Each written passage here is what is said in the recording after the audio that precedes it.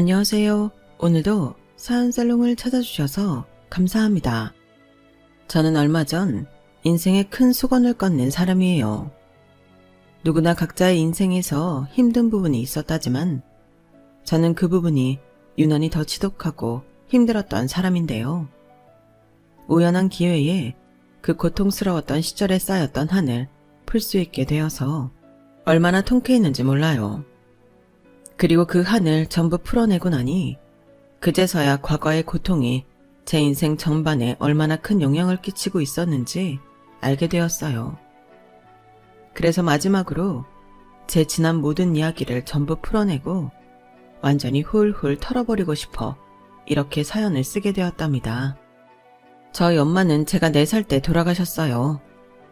사실 저는 엄마에 대한 기억이 많이 나지는 않아요. 항상 저를 우리 강아지 하고 불러주셨던 것과 엄마가 자주 입으시던 연분홍색 니트만 기억이 강하게 남아있죠.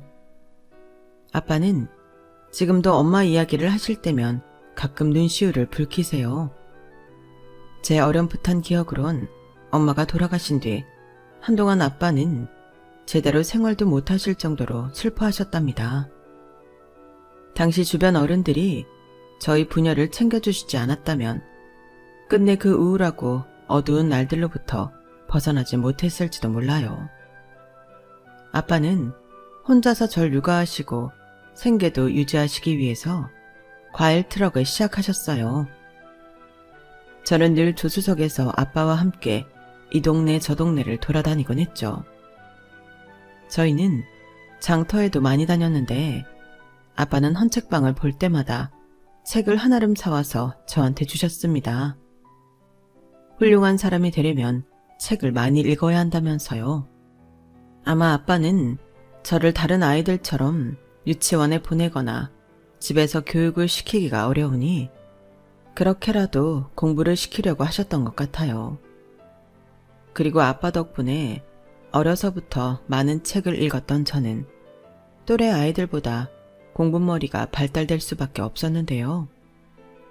나중에 국민학교에 들어갈 때는 여러 번 전학을 다녔지만 늘 반에서 1, 2등을 해오곤 했답니다. 아빠는 그런 저를 얼마나 자랑스러워 하셨는지 몰라요. 우리 다이가 이렇게 공부를 잘하는데 아빠가 매번 전학시켜서 너무 미안해. 아빠가 열심히 노력해서 우리 다의 친구들이랑 안 헤어지고 오래 놀 수 있게 해줄게. 조금만 기다려. 아니야 아빠. 나 아빠랑 다니는 게 더 재미있어. 아줌마들한테 간식도 많이 받고 차 타고 여기저기 구경하는 것도 좋고.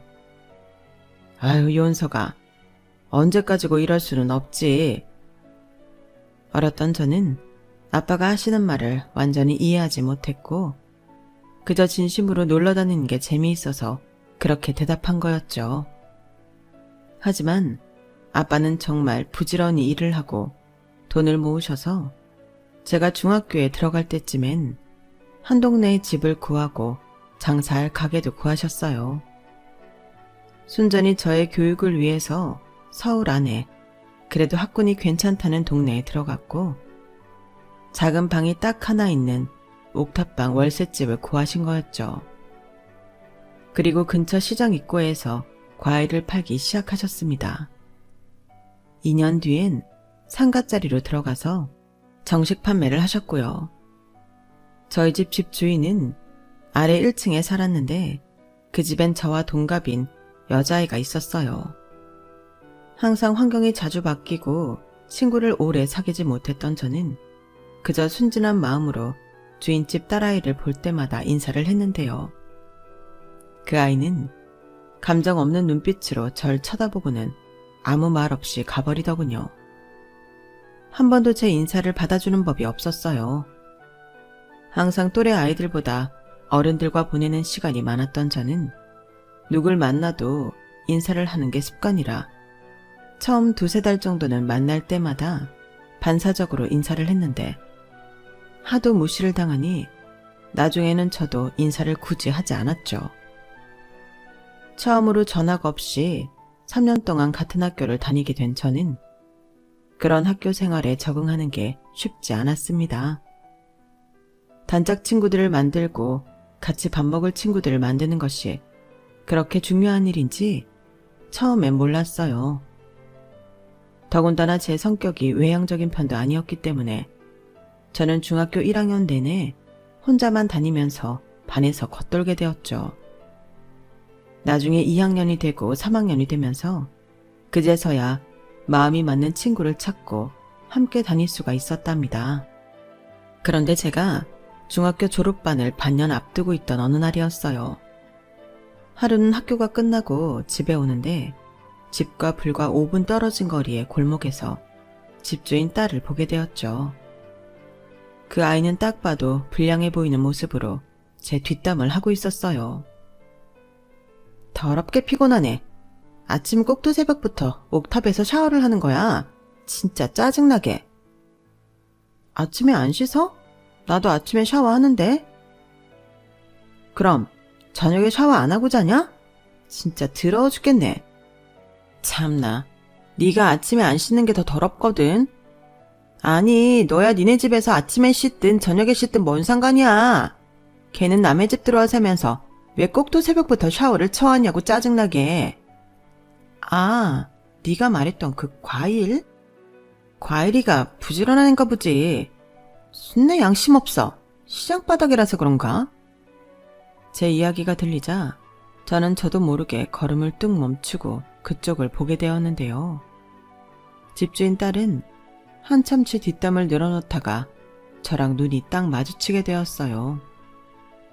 저는 깜짝 놀라서 순간적으로 눈을 피하고 빠른 걸음으로 집으로 들어왔죠. 잠깐 눈이 마주쳤지만 집주인 딸도 조금 놀란 것 같기는 했어요. 그런데 다음 날 평소처럼 학교를 다녀오는데 집주인 딸이 대문 앞에 삐딱하게 기대 있더라고요. 저는 잠깐 멈칫했지만 짐짓 아무렇지 않은 척 그 앞을 지나가려고 했어요. 근데 그 아이가 문 기둥에 다리를 척 올려 제 앞을 가로막는 게 아니겠어요? 저보다 키도 한 뼘 이상 커서 가까이 다가오니 굉장한 위협감이 있었죠. 야, 너 어제 나 봤지? 왜? 그럼 내가 한 말도 들었겠네. 근데 왜 오늘도 아침에 씻었어? 다 알면서 나 괴롭히는 거야 뭐야? 너 때문에 오늘도 하루 종일 피곤해서 공부도 못하고 이게 뭐야? 날카롭게 윽박 지르는 목소리에 저는 저도 모르게 어깨를 움츠리고 겁을 먹었어요. 제 모습을 본 그 아이는 더욱 기세가 등등해져서 저한테 말도 안 되는 억지스러운 말을 했어요. 너 때문에 내가 손해를 본 게 이만저만이 아니야. 그러니까 네가 어떻게 해야겠어? 내가 뭘 어떻게 해. 보상을 해줘야 할 거 아니야, 보상을. 뭘 어떻게 해. 내가 원할 때 내 소원 하나 들어줘. 그 정도면 너도 편하지? 뭐 같은 학교도 아니라서 써먹을 데도 없다 보니 그냥 이걸로 퉁쳐주는 거야. 너 고마운 줄 알아라. 앞으로는 새벽부터 시끄럽게 하지 말고 부르면 제깍 오고. 너 이름이 뭐야? 김다혜. 그래 다혜야. 자주 보자. 들어가. 저는 그 아이 이름도 모른 채 잔뜩 주눅이 들어 얼른 집 안으로 들어왔어요. 그때까지는 학교 생활에 적응을 못했을지언정 누구한테 괴롭힘을 당한 적은 없었는데 갑자기 너무나 불안한 마음이 들었죠. 딱 봐도 엄청나게 불량해 보이던 그 아이가 말한 소원이라는 게 대체 뭘지 감도 잡히지 않았어요. 그래서 저는 그날 이후로 집에 들어올 때만 항상 주변을 살피면서 그 아이를 피해 다니려 했고 웬만하면 학교가 끝난 후 아빠 가게로 가서 아빠 일을 도와드리거나 가게 뒤편 공간에서 공부를 하다가 아빠랑 같이 집에 들어갔어요. 아빠는 처음에는 무슨 일인가 궁금해 하셨는데요. 제가 어차피 졸업 전이라 공부할 게 많지 않고 심심해서 그런다고 대충 얼버무리니 그런가 보다 하고 넘어가시는 것 같았어요. 그래서 저는 그 아이에게 따로 불려나가는 일 없이 무사히 중학교를 졸업할 수 있었습니다. 샤워도 늘 저녁에 했고요. 그런데 정말 운명의 장난과도 같은 일이 벌어지게 되었어요. 집주인 딸과 저는 서로를 볼래야 볼 수밖에 없는 사이가 되고 말았던 거죠. 고등학교에 입학하게 된 그 아이와 저는 같은 반에 배정이 되었거든요. 길을 쓰고 피해 다녔던 그 아이를 매일 학교 복도에서 심지어 같은 반에서 마주치게 되니까요. 아니나 다를까 그 아이는 입학을 하고 저희가 같은 반에 배정된 것을 확인하자마자 하굣길에 절 붙잡더라고요. 아니 친구야, 너 되게 오랜만에 본다. 얼굴 까먹은 줄 알았잖아. 아, 안녕? 왜 이렇게 굳었어? 누가 보면 내가 너 잡아먹기라도 하는 줄 알겠다. 내가 너한테 소원 들어달라고 부탁하려고 해도 만날 수가 있어야지. 그때 네가 내 소원 들어주기로 했잖아. 기억 안 나? 소원이 뭔데? 대화가 빨라서 좋네. 내 소원은 네가 앞으로 3년 동안 날 전적으로 도와줬으면 해. 내가 도움이 필요할 때면 언제든. 무슨 말인지 알았지? 소원 하나라며. 그래, 그게 내 소원이야. 한 개만 얘기했잖아. 내가 틀려? 아니, 근데 3년 동안이면. 야, 너 진짜 못됐다. 친구가 도움이 필요할 때 도와달라는데 어떻게 그걸 거절할 생각을 하냐?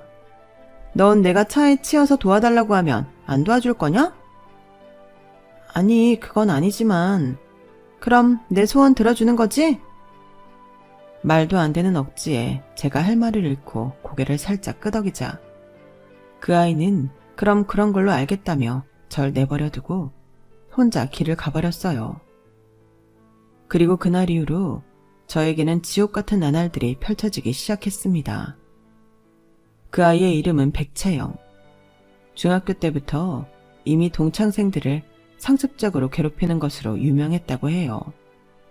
오죽하면 괴롭힘을 당하던 아이들이 백채영을 피하기 위해 일부러 저희 지역에서 한참 먼 고등학교로 진학을 했을 정도였다고 하니 말 다 했죠. 사실 그 전에 다니던 중학교에서는 이렇다 할 악랄한 인물이 없었어요. 소위 일진이라고 불리는 애들은 자기네들끼리만 싸우고 그랬지 저같이 평범한 아이들이랑은 접점이랄 게 없었죠. 하지만 백채영은 달랐습니다. 고등학교를 입학하자마자 손쉽게 자기 시녀들을 만들어내더니 저를 아주 노골적으로 부려먹고 괴롭히기 시작했어요. 도와달라는 명목하에 말이죠. 백채영은 틈만 나면 저에게 이런저런 걸 도와달라며 시켜먹었는데 물론 처음부터 제가 모든 부탁을 고분고분하게 들어줬던 것은 아니에요.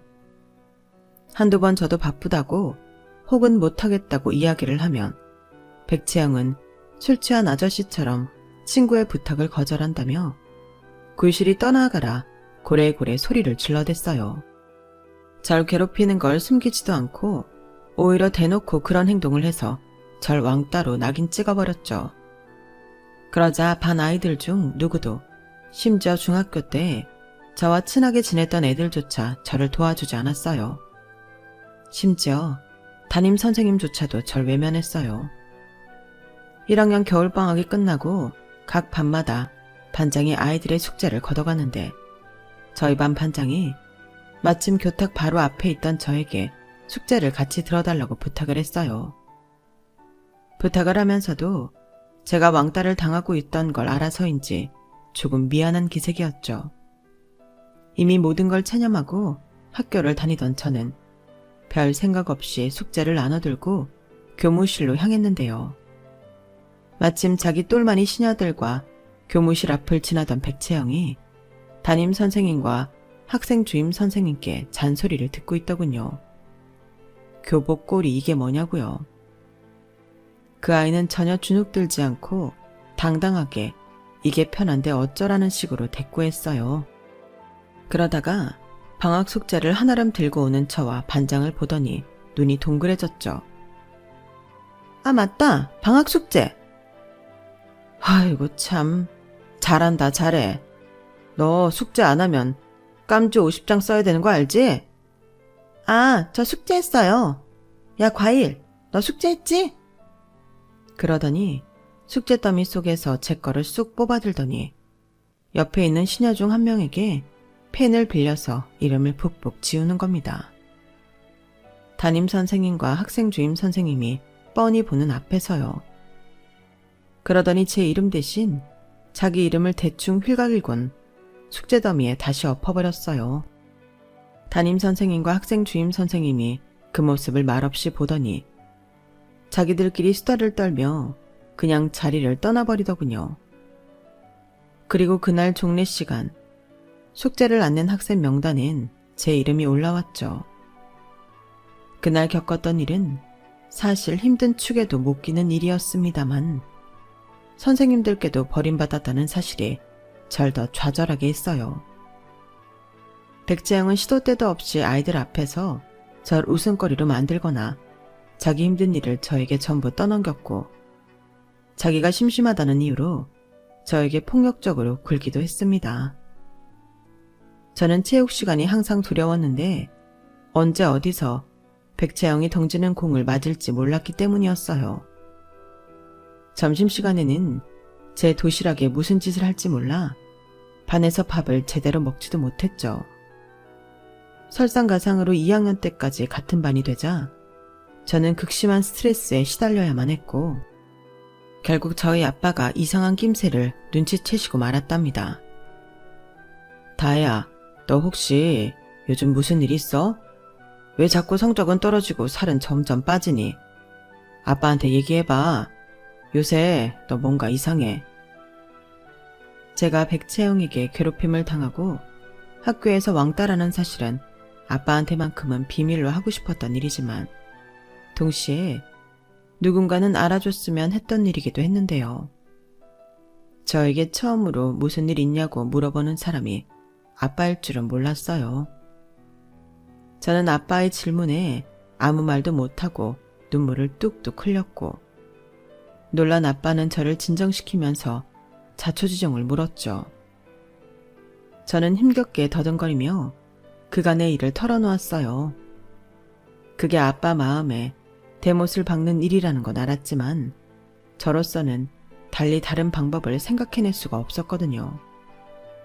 아빠는 큰 충격을 받으셨고 제 얘기가 끝나자마자 제 손을 붙잡고 아래층으로 내려갔어요. 그리고 주인집 문을 사정없이 두드리기 시작했죠. 한밤중에 이게 무슨 소란이야? 당신 미쳤어? 그래요. 제정신 아닙니다. 이 집 딸내미가 제 딸한테 무슨 짓을 했는 줄 아십니까? 지난 2년 동안 우리 딸을 아주 상습적으로 괴롭혔답니다. 축제시키고 심부름시키는 건 기본에 장난이랍시고 도시락을 엎고 물건 던져서 맞추고 발 걸어서 넘어뜨리고 댁내 딸내미가 밖에서 이딴 짓 저지르고 다니는 거 알았어요? 딸내미부터 나오라고 해요. 어머머, 이 사람이 이거 진짜 미쳤나 봐. 주인집 아줌마는 아빠의 말에도 끔쩍 않고 있었는데 잠시 후 아줌마 등 뒤로 백채영이 고개를 쏙 내밀더군요. 그리고 집주인 아저씨는 아빠한테 다시 반말로 호통을 쳤어요. 그러니까 이게 지금 뭐하는 짓이야? 못 들었어요. 이 집 딸내미가 우리 딸한테 깡패 같은 짓을 저질렀다고요. 채영아, 네가 말해봐. 네가 그랬어? 그러자 백채영은 정말 가증스러운 맑은 얼굴로 고개를 도리도리 저었죠. 그러자 집주인 아저씨는 저희 아빠를 세게 밀쳐내며 윽박을 질렀습니다. 우리 딸이 아니래잖아. 당신이 뭔데 남의 딸 거짓말쟁이로 만들어? 어? 그럼 우리 딸이 거짓말을 했다는 겁니까? 이 몰골을 좀 봐요. 우리 딸이 고등학교 입학한 뒤로 살이 얼마나 빠졌는지. 교과서도 전부 찢기거나 발자국 투성입디다. 당신이 가난해서 애 굶겨놓고 왜 엄한 내 딸한테 책임을 물어? 우리 딸이 그랬다는 증거 있어? 있냐고! 불쌍해서 옥탑방이라도 내줬건만 이거 진짜 정신병자 아니야? 당장 방 빼! 방을 빼라는 말에 저는 깜짝 놀라 제가 잘못했어요 라는 말을 뱉었어요. 그러자 아빠는 더더욱 화를 내시며 제 앞을 가로막았죠. 다혜 너 나와. 너 네가 잘못한 거 없는데 그런 짓 하지 마. 알았어? 이딴 집 더러워서 내가 안 살아. 방 뺀다 방 빼. 당신들 내가 경찰에 제대로 신고할 거야. 알았어? 그리고 아빠는 정말로 그 자리에서 짐을 다 빼버리셨어요. 밤을 꼬박 새면서 짐들을 트럭에 실었죠. 그리고 그 다음날 아빠는 제 손을 잡고 학교도 가셨어요. 아침 조회 시간이었고 아빠는 들어가자마자 삐딱하게 앉아있던 백채영에게 다가가 그 아이의 멱살을 잡았죠. 놀란 담임선생님이 뭐 하시는 거냐고 아빠에게 다가가자 아빠는 담임선생님의 뺨을 내리쳤습니다. 어디서 학교폭력 방관한 교사가 목소리를 높여? 당신도 똑같은 가해자인 주제에 국민들 피 같은 혈세 받아 처먹으면서 그따위로 사는 게 부끄럽지도 않아? 담임선생님은 아빠의 고함에 아무런 말도 못했고 아빠는 교장실로 가서 자퇴서를 던지고 나왔어요. 사실 학교에 도착하기 직전까지 아빠는 고등학교만 졸업하자고 절 설득했지만 저는 다시는 그 학교에 돌아가고 싶지 않다고 말씀드렸거든요. 그렇게 학교를 나서는데 창문 밖으로 아이들이 전부 저희를 쳐다보고 있었어요. 저는 솔직히 가슴이 후련하고 뻥 뚫리는 것 같았죠. 창문에 매달린 학생 중 누군가가 멋지다 라고 외쳤고 갑자기 아이들이 박수를 치고 환호를 보내더군요.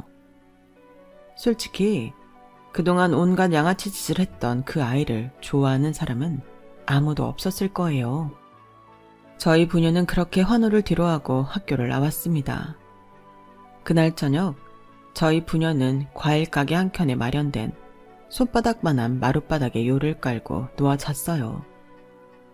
잠들기 전 아빠는 저에게 미안하다고 하셨어요. 그 못된 놈들한테 한 방 먹여준 건 미안하지 않지만 그런 일을 겪게 하고 이런 곳에서 재울 만큼 힘이 없어서 미안하다고요. 그리고 너무 늦게 알아줘서 미안하다는 말도 해주셨어요. 저는 목이 메어서 일부러 잠든 척을 했지만 아빠는 왠지 알면서도 속아주시는 것 같았죠. 그런데 다음날 오전 저희의 유일했던 보금자리는 산산조각이 나고 말았는데요. 아침부터 장사 준비를 마쳤는데 웬 건달들이 몰려와 과일이며 매대를 전부 부셔놓고 간 것이었어요. 아빠가 뭐 하는 거냐고 말려보려고 해도 도저히 말릴 수가 없었고 오히려 그 과정에서 건달에게 맞고 넘어져 손목이 부러지게 되셨죠. 저는 엉엉 울면서 아빠를 안고 가게 구석에서 건달들이 가기만을 기다렸습니다. 건달들은 마지막 남은 과일 하나까지 밟아놓고 사라졌죠. 전 직감적으로 알 수 있었어요. 이 모든 게 그 아이 가족이 벌인 짓이라는 걸요. 나중에 알고 보니 그 집안 사람들은 동네 주민들에게 유명한 양아치 부부였다고 해요.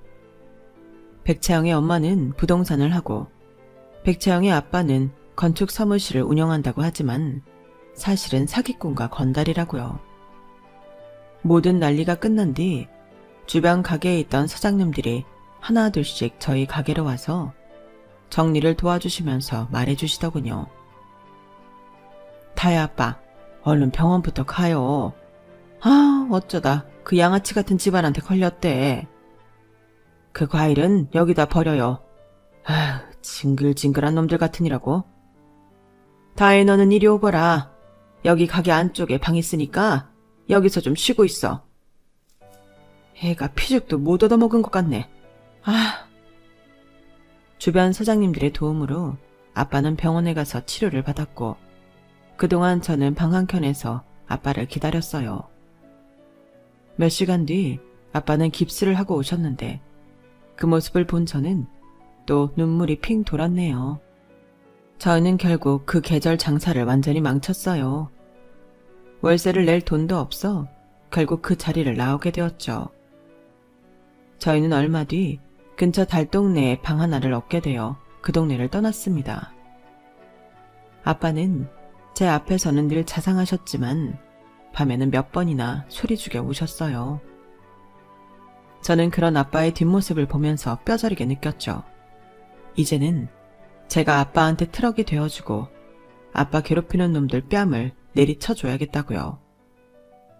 달동네로 이사 후 아빠는 대리운전 일을 시작하셨어요.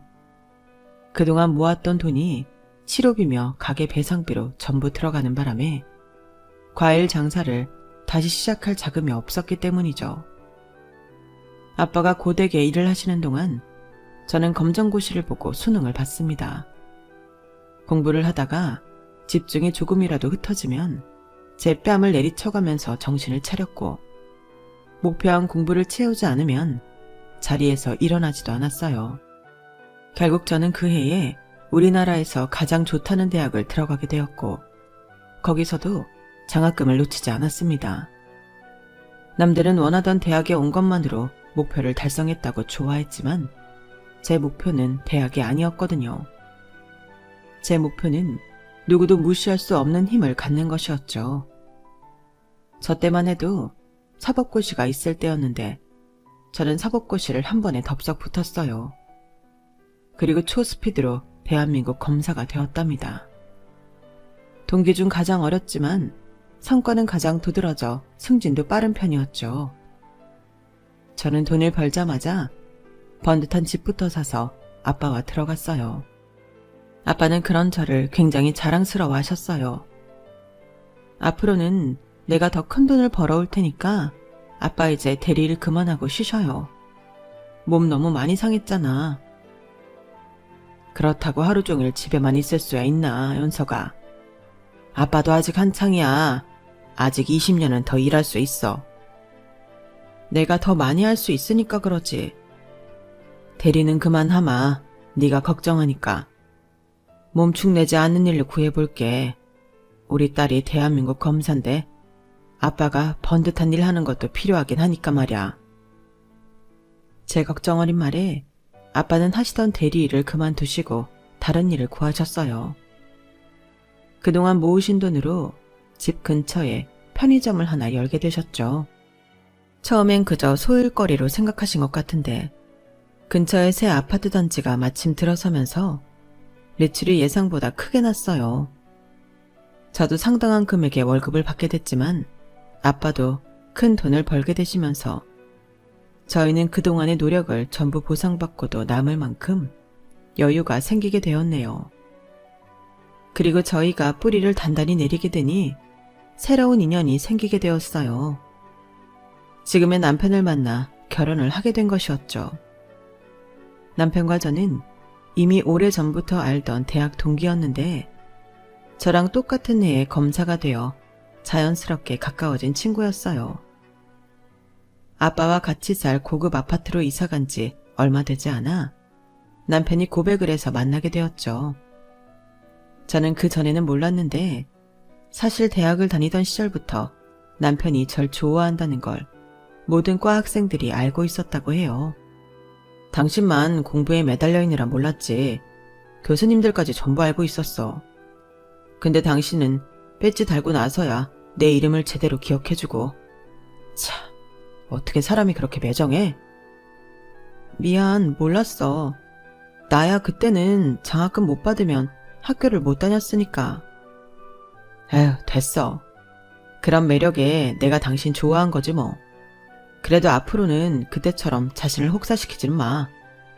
내가 그럴 필요 없게 만들어줄 테니까. 자기 몸도 잘 챙기고, 어? 알았어. 고마워, 여보. 남편은 말 그대로 집안 대대로 법조계에 종사해왔던 엘리트 집안의 차남이에요.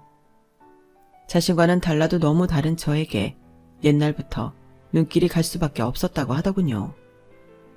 그리고 제 고정관념과는 다르게 저희 시부모님도 저의 그런 면을 높이 사서 절 며느리로 들이실 때 굉장히 좋아하셨어요.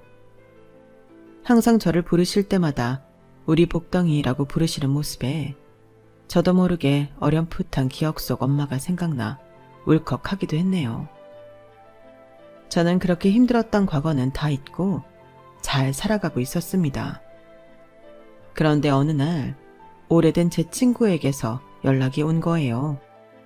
그 옛날 고등학교 1학년 때 같은 반 반장이었던 친구였는데 제가 자퇴한 후 교과서며 시험지며 가져다주며 제가 진도를 놓치지 않도록 절 많이 도와줬던 친구였죠. 영은아, 너무 오랜만이다. 무슨 일이야? 다혜야, 정말 미안한데 부탁 하나만 해도 될까? 내가 이런 부탁할 수 있는 사람이 너뿐이라 미안해. 아니야, 내가 너한테 도움 받았던 것도 많았는데. 근데 무슨 일 있어? 심각한 일이야? 다혜야, 이번에 우리 고등학교 동창회 하는데 혹시 좀 와줄 수 있어? 친구가 어렵게 꺼낸 말에 저는 한순간 뇌 정지가 온 듯 아무런 생각이 들지 않았어요. 그 아이, 제가 어느 순간부터 오랫동안 잊고 있던 백채영이라는 사람만 제 머릿속에 가득 차게 되었죠. 이제 나이가 40이 넘어 다 큰 어른이 되었는데도 한순간에 그 시절로 돌아간 듯이 온몸이 떨려왔어요. 하지만 친구의 부탁을 거절하기도 어려웠고 또 한편으로는 그 아이를 다시 만나고 싶다는 생각도 강하게 들었죠. 이상한 일이지만 전 정말 그 자리에 가고 싶었어요. 그리고 길게 고민하지 않고 친구에게 부탁을 들어준다고 했고, 그리고 그 친구에게 이야기를 듣게 되었습니다. 그리고 동창회 자리에 참석하게 되었죠. 저를 빼고 나머지 아이들은 대부분 1, 2년마다 있었던 동창회에 늘 참여했던 것 같더군요. 제가 등장하자마자 다들 누구냐고 눈을 동그랗게 뜨고 물어보는 것을 보면요. 헐, 다혜라고? 그 김다혜? 얼굴 봐, 엄청 좋아 보인다. 뭔가 귀티나지 않아? 근데 입은 거 보면 다 중저가 브랜드인데? 원래도 곱상하게 생기긴 했었잖아. 동창들은 절 보고 다들 수근거렸고 제가 궁금했는지 연신 힐끔거리던 몇몇 친구들은 어색하게 저에게 먼저 인사를 건네주었어요. 저는 그 친구들과 반갑게 인사를 나누고 미리 연락했던 친구들이 있는 테이블에 앉아 만나러 온 사람을 기다렸습니다. 얼마 지나지 않아서 드디어 그 인간이 등장하더군요. 머리끝부터 발끝까지 명품으로 치렁치렁하게 단장을 하고 들어왔어요. 손톱 끝에는 뭘 그렇게 덕지덕지 붙여놨는지 손을 한번 움직일 때마다 짤랑거리는 소리가 들려왔죠. 저는 저도 모르게 마른 침을 한번 삼켰지만 생각보다 많이 긴장되거나 하진 않더라고요. 어머, 얘들아, 오랜만이다. 근데 메뉴가 이게 뭐니, 산티나게? 누가 이런 거 시켰어? 이거 영애가 시키지 않았어? 아니야. 아까 민정이가 중국집 땡긴다고 해서. 어머, 내가 언제? 그냥 이런저런 게 있다고 제안한 거지. 됐다. 서민인 니들 하는 게 그렇지 뭐. 응? 근데 안 보던 얼굴이 있는 것 같네? 나이가 40이 넘었는데도 그 인간은 아직도 일진놀이를 하고 있더군요. 그 옆에 똘마니 시녀들도 똑같이 비굴하게 굴었고 말이에요. 저는 그 모습에 속으로 한숨을 쉬고 있었는데 놀랍게도 그 인간은 한눈에 절 보고 다가왔어요. 어머, 친구야, 너 동창회 처음... 잠깐, 설마 과일? 20년이 넘게 지나도 여전히 제 이름을 안 부르고 과일이라고 부르는 걸 보니 정말 여전하다 싶었네요. 제가 덤덤한 눈빛과 표정으로 그래, 오랜만이네 라고 대꾸하자 백채영은 박장대소를 하며 웃었어요. 제 꼴이 우습다는 듯한 웃음이었죠. 세상에, 야, 너 오랜만이다. 어떻게 여기로 올 생각을 다 했어? 우리 과일이 그동안 잘 지냈니? 그럼 잘 지냈지. 너도 잘 지냈니? 성격은 여전하고? 하, 말을 다 받아치네. 많이 컸다. 하긴 우리가 이제 많이 넘었어, 40이. 세월 참 빠르다. 근데 네가 여길 뭐하러 왔어? 넌 우리 동창이 아니잖아. 고졸이라서. 안 그래? 넌 그동안 내 소식 듣지도 못했을 텐데 어떻게 그렇게 확신해? 내가 고졸이라고? 야, 네 꼬라지를 봐. 딱 봐도 어디 거지나 주워 입을 듯한 옷에. 아니, 얘가 시장에서 장사하는 집이라서 그런가? 어쩜 나이가 먹어도 빈곤한 티가 없어지질 않니? 너도 참 꼬라지가 여전하다. 깡패짓거리하는 집애라서 그런지 참 기계가 훌륭해. 머리끝부터 발끝까지 얼마나 돈을 처발랐는지 눈이 다 아프네. 제 말에 그 인간은 삽시간에 얼굴이 굳어지더니 절 노려봤어요. 마치 네가 감히 라는 눈빛이었기에 저는 표정 하나 바뀌지 않고 눈빛을 피하지 않았죠. 오히려 빙긋이 웃어 보이기도 했습니다. 그러자 백채영은 기가 차다는 듯이 하! 하고 헛웃음을 치고는 그 옛날처럼 제 의자에 발을 척 올려놓고는 절 윽박지르더군요. 이게 그때 덜 처맞았나? 야, 나이 먹으면서 겁대가리도 같이 처먹었냐? 네가 지금 누구 앞이라고 그딴 소리를 짓거려? 회, 우리 서로 농담한 거 아니었어? 네가 누구길래 내가 네 앞에서는 농담도 못하는데. 너 뭐 대통령 딸이라도 되니? 참나. 그래. 농담. 나도 농담이지 그럼. 참나. 너 옛날처럼 진짜로 쫀 거 아니지? 제가 전혀 기가 죽지 않자 한 발 빼서 제 장단에 맞춰주더라고요. 얼굴은 억지로 웃음을 짓느라 다 일그러진 채 말이에요. 그러더니 돌연 제 가방을 멋대로 낚아채가더니 또 저를 무시하는 소리를 해댔어요. 야, 근데 너는 가방이 이게 뭐야? 시장에서 산 짝퉁도 아니고 우리 나이에 이딴 싸구려 들고 다니면 얼마나 없어 보이는지 모르냐? 차라리 네 주제엔 에코백이나 들고 다녀. 안에 든 것도 하나같이 다 싸구려. 제 가방 안에는 사실 별것도 없었어요. 립스틱과 팩트 그리고 카드 지갑 뿐이었죠. 하나를 빼먹었네요. 마지막으로 제 검사 배지가 있었죠. 그걸 보자마자 그 아이는 얼굴이 백지장처럼 하얗게 질려서 가방을 툭 떨어뜨렸습니다. 왜? 많이 보던 게 있나 봐? 보통 사람들은 이거 잘 알아보지도 못하는데 넌 아주 한눈에 알아차리네? 네가 무슨... 너희 엄마는 떴다방하다 사기죄로 잡혀들어가고 아빠는 건축사무소 하나 차려놓고 건달 양아치짓만 하다 객사했지? 그렇게 벌 받았으면 정신 차리고 착하게 좀 살지 그랬냐, 채영아. 사기에 공갈 협박에 네 이력 다 읽는 것도 일이더라, 야.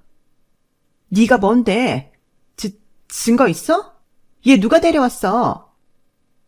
사실 제 친구가 부탁했던 건 다름이 아니라 그 인간에게 거액의 돈을 사기당했기 때문이었어요. 연락을 한 친구뿐만 아니라 피해자가 4명이 더 있었죠. 그 친구들은 저랑 미리 며칠 전에 만나서 모든 증거를 모아서 저에게 넘겼었고 저는 그 증거를 가지고 백채영에게 어떤 참교육을 해줄 수 있을지 전부 알아보고 온 거였어요.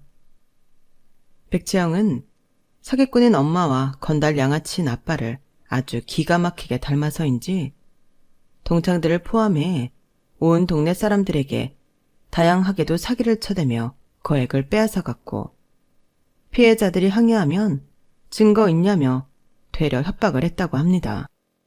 항상 데리고 다니는 문신 가득한 덩치 2명으로 공포감을 조성하면서요. 하지만 제가 알아보니 그 덩치 2명도 그냥 몸집만 큰 거지 건달이랑은 거리가 먼 사람들이었어요. 백채영은 자기 아빠가 죽으면서 바로 무서운 삼촌들에게 팽당했다는 사실을 숨기기 위해 주기적으로 그런 덩치의 사람들을 2, 3씩 고용해서 활개를 치고 다녔더군요. 정말 전형적인 사기꾼이었죠. 누가 데려왔긴 당연히 너한테 당한 피해자들이지. 너한테 피해당한 사람이 정말 한둘이 아니어서 그중 누구인지 잘 모르겠나 본데 전부 다야. 날 포함해서. 그러고 보니 내가 보니까 너는 죄질도 너무 나쁘고 도주할 가능성도 100%인 것 같아. 그래서 내가 널 직접 잡으러 왔어. 그러자 백채영은 갑자기 제 앞에 납작 엎드리더니 고개를 푹 숙이고 2 손으로 싹싹 빌기 시작했어요. 저도 걔가 그렇게까지 한 번에 태도를 바꿀 줄은 몰랐는데 한순간에 그렇게 비굴하게 굴더라고요. 그것마저 전형적인 사기꾼의 모습이라 솔직히 기분이 갑자기 더러워졌어요. 이유는 잘 모르겠지만 너무 쉽게 비굴하게 구니까 별로 기쁘지가 않았죠. 미안해. 내가 잘못했어. 나 선처 좀 해주라. 내가 이렇게 빌게. 반성문도 쓰고 피해자들이랑 합의도 볼게. 어? 내가 피해자들한테도 사과할게. 제발. 너라면 집행유예 줄 수 있잖아. 내가 반성하면서 살게. 제발 집행유예 좀. 아니면 벌금이라도. 저는 제 바지가랑이를 붙잡으며 비굴하게 비는 그 인간을 발로 뻥 차서 털어버렸어요. 그건 내가 할 수 있는 게 아니지. 너 기다리는 분들 계시니까. 뭐 알아서 잘해봐. 어디 변호사도 선임할 수 있으면 해보고. 그리고 닫혀있던 룸 문을 열어버렸어요. 문 밖에는 대기하고 있던 경찰들이 있었고 그 인간은 아니나 다를까 그대로 반대쪽 문으로 달아나려고 했죠. 하지만 이내 경찰들에게 붙잡혀 그대로 끌려가고 말았답니다. 아주 마지막까지 땅바닥에서 버둥거리고 고래고래 소리를 치면서 끌려갔어요. 그 충격적인 모습에 다른 동창들도 입을 틀어막고 고요해졌죠.